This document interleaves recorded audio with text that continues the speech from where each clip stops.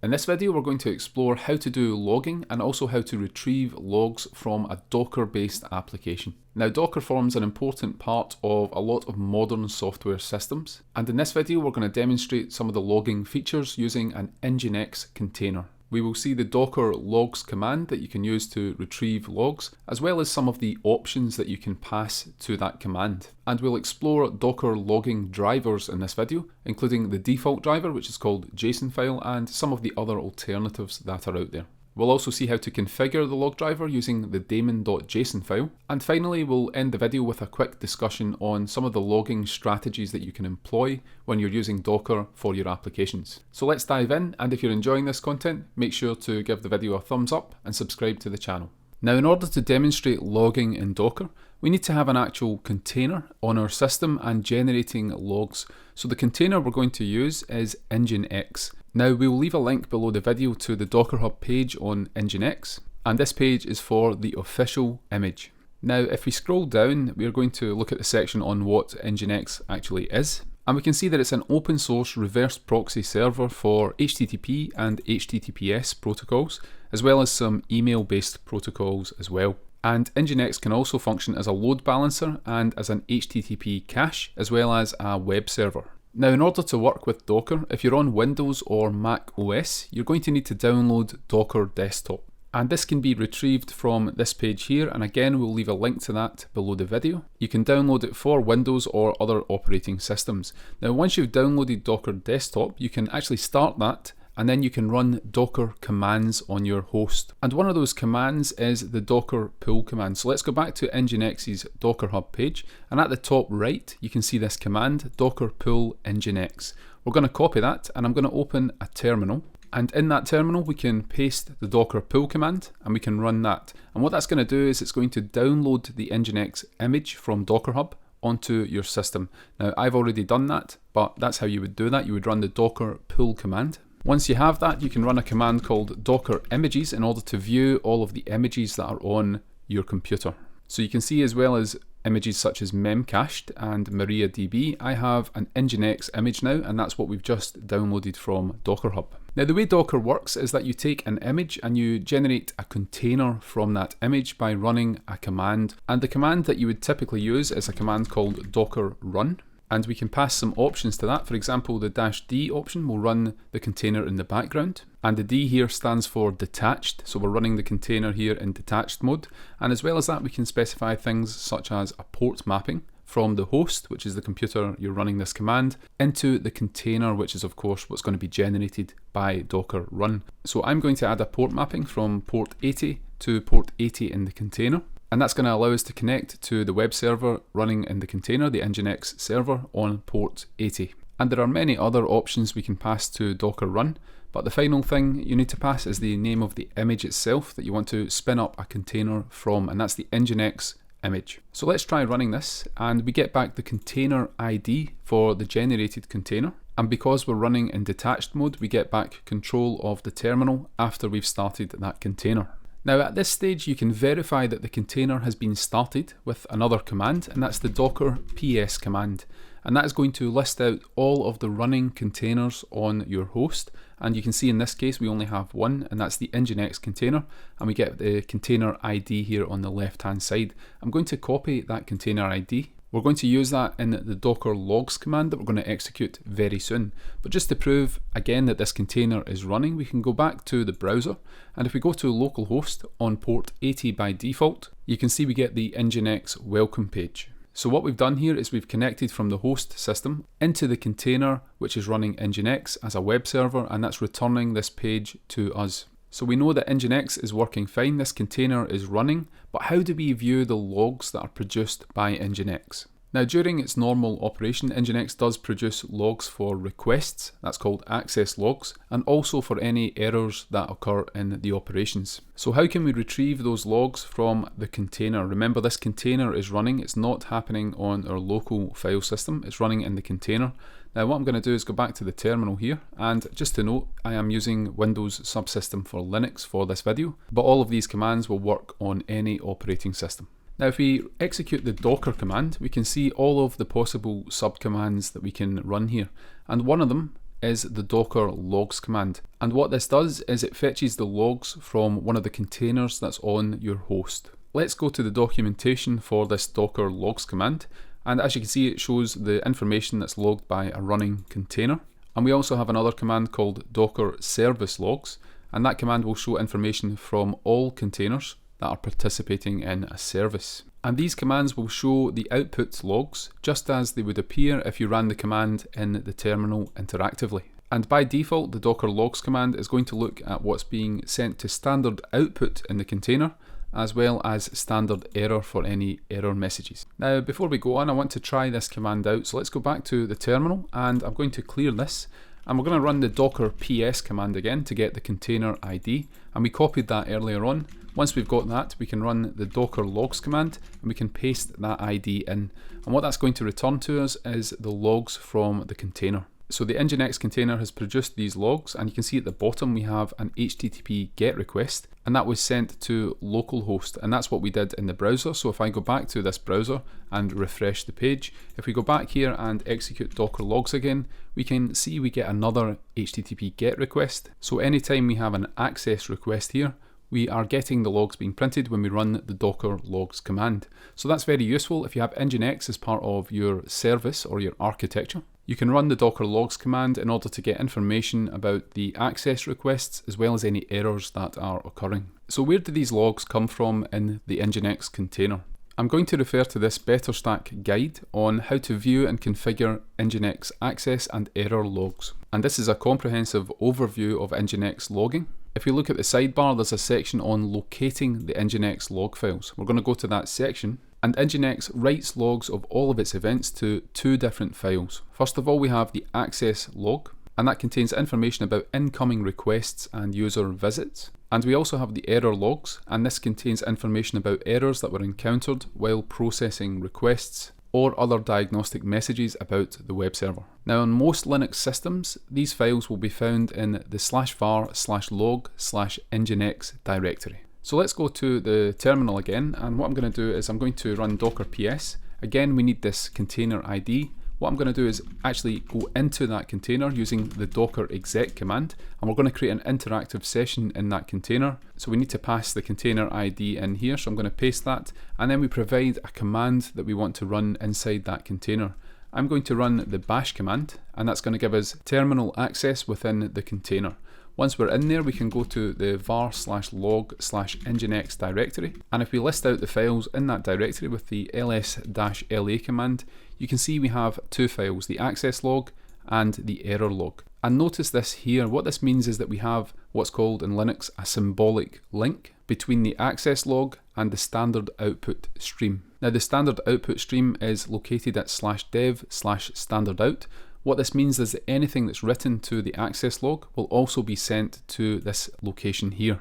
And that's important for Docker logging because Docker logs is going to collect what's sent to standard output and also to standard error. So we have these symbolic links, and we can actually look at the Docker file for the official nginx image. So I'm going to go back to the browser, and we can see this Docker file for the official nginx image. I'm going to leave a link to this below the video, but what we can see in the Docker file is this statement here. It's a run command, and we create a symbolic link in Linux with the ln command, and this is going to forward what's in the access log to the standard output stream, and it's also going to forward what's in the error log to the standard error stream. So without this command here, the Docker logging mechanism would not be able to pick up the logs from nginx because it wouldn't know to look at the access and error log files. So on the official nginx image, they create the symbolic link, and that allows the Docker log driver to pick up those logs. So that's a bit of technical information about how this is working. Let's now move on, and we're going to see some cool options that we can pass to the Docker logs command. Now in order to do this, I'm going to send some more requests to this page, so I'm just going to refresh the page multiple times, and that's going to generate these access logs in the access.log file. We can then go back to the terminal here, and I'm going to exit the container, and we're back on the host now. And again, if we run the docker logs command here, you can see we have now multiple HTTP GET requests coming into the container. Now if you're running a web server in production, you might have a huge number of logs being generated for user requests. And it's often preferable when you run Docker logs to get a filtered subset of those logs. We don't want to get everything back all the time because that might be an enormous amount of data. Now what we can do in order to mitigate this is to the docker logs command we can pass some options. So what I'm going to pass here is the --tail option, and we can pass a number to that in order to get the last n number of logs. In this case, this is going to return the last 5 entries from the logs. So you can use the --tail option to only get back the last x number of logs, and this can also work with timestamps as well. So instead of --tail we can use another option here called since. And we can use a relative time frame here. So for example, 2 minutes will give us back all of the logs that were generated in the last 2 minutes. And you can see there are no entries. But if we increase the time frame here to 5 minutes, we get back the logs that have been generated in the last 5 minutes. And this can take multiple different options for the time frame. So instead of 5 minutes, we could pass 5 hours, and we're going to get back all of the logs, and that's because I started this entire thing much less than 5 hours ago. So what you pass to the since option depends on what the time period that you want to actually retrieve the logs is going to be. Now if you want to show the logs that occurred before a certain time, you can use the option until. So instead of since, I'm going to put until in here. When we execute that, we get back nothing because there were no logs generated prior to 5 hours ago. But if we change that again to, let's say, 3 minutes, we're going to get back all of the logs. They were all generated more than 3 minutes ago. But if we configure that again and let's say 10 minutes here, we get back much less in this case. We only get the logs that were generated on the startup, but we don't get the most recently generated logs here. And you can also combine these. So I'm going to clear this off and I'm going to bring that command back. And let's say we wanted to get all of the logs that have been generated since the last 15 minutes. But we don't want to look at the last 2 minutes. So I'm going to paste these in here and let me increase this to 5 minutes. When we execute that, we get back a single log here. Now what this command is saying is that we want to get back the logs that were generated in the last 15 minutes, but not including the last 5 minutes. And again, we can play around with the timestamps. So if I change that to 2 minutes, we get back more logs. And these are very flexible parameters that we can use, and you can combine them in any way that you want. And you can also search through the logs. So I'm going to clear the output here and let's bring the command back, and I'm going to remove these options. What I'm going to do is just run the normal docker logs command, and that's going to give us back all of the logs. But we can pass the Linux command grep to that. So we're going to pipe the output from docker logs through to grep.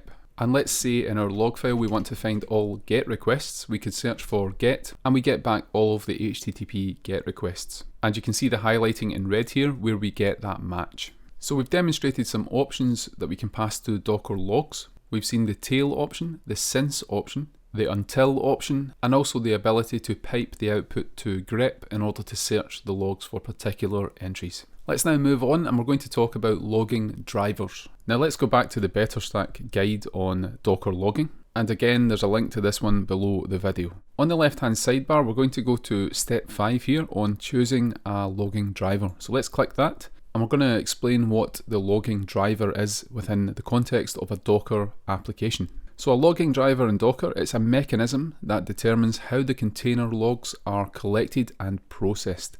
And the default driver is called JSON-file. This writes the container logs to JSON files that are stored on the host machine.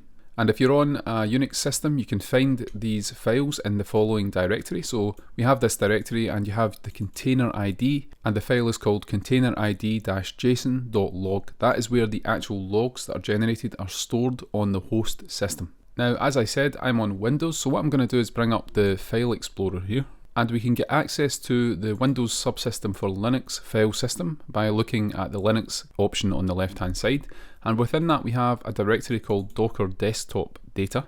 If we go to the data directory and then into the Docker directory, we can finally look at the containers that are available here by going to the containers directory, and we can see all of the containers that I currently have on this system. Now let's go back to the terminal and we're going to run docker ps. And we can see the nginx container has an ID beginning with 2 4s. So let's go back to the file system and we're going to go into this directory here, and we have a file here, and this is the JSON log file.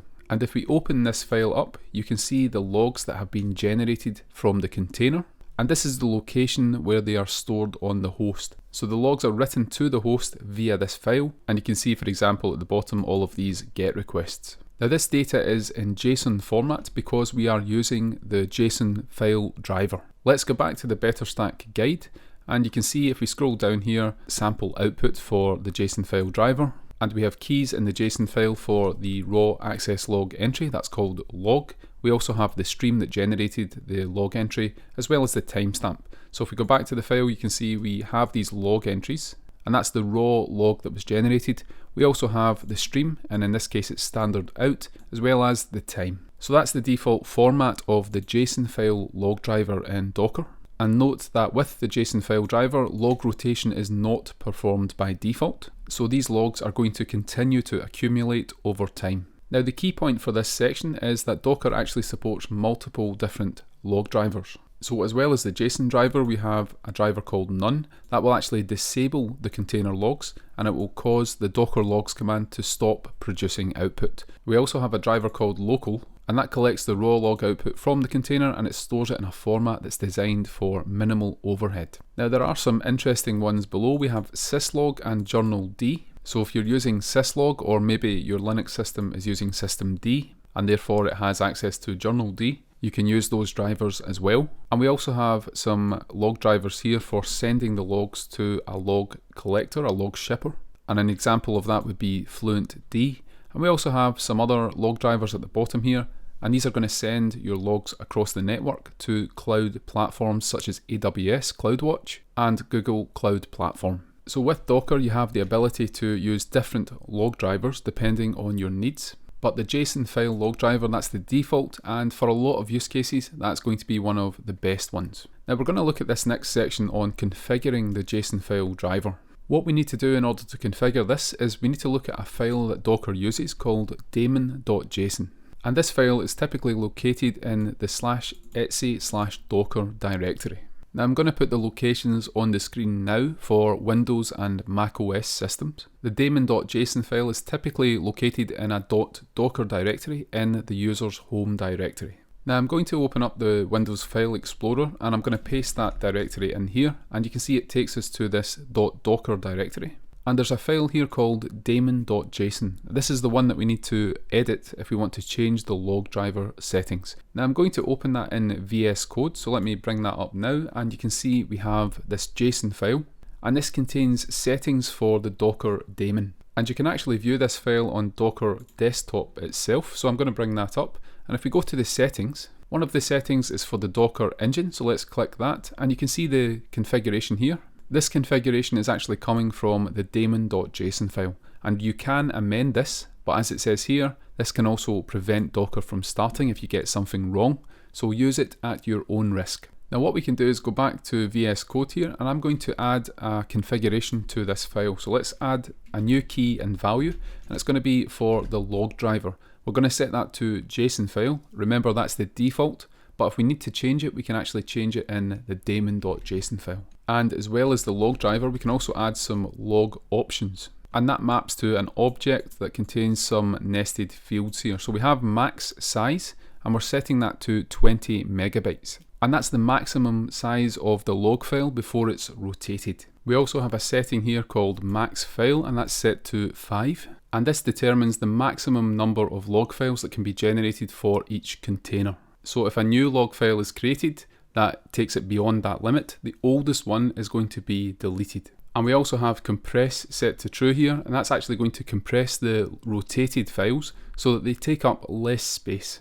And finally, we can specify some environment variables here, for example OS in this case, and we can pass these environment variables as options to the docker run command that we saw earlier, and that is actually going to add some of these options into the log files if we specify them within this log options block. So we're going to test this out and see if we can see the new OS option. But what we need to do when we modify this daemon.json file is we need to stop Docker and restart it. So I'm going to go back to the terminal here, and we have this container. I'm going to run a docker stop command, and I'm going to paste in that container ID. That's going to stop the nginx container. And I'm now going to restart Docker desktop. So we've restarted Docker desktop. Let's now restart the nginx container. and we're going to add the environment variable for the OS, and because that is in the log options, that's going to appear in the log output in the JSON file. So let's try that out now. If we go back to the terminal, we're going to run the nginx container. Now this is the command that we ran before, docker run -d, and then we specified a port mapping. What we're going to do now is, before we add the nginx image here, we're going to add an environment variable, and we're going to set that OS variable to Ubuntu.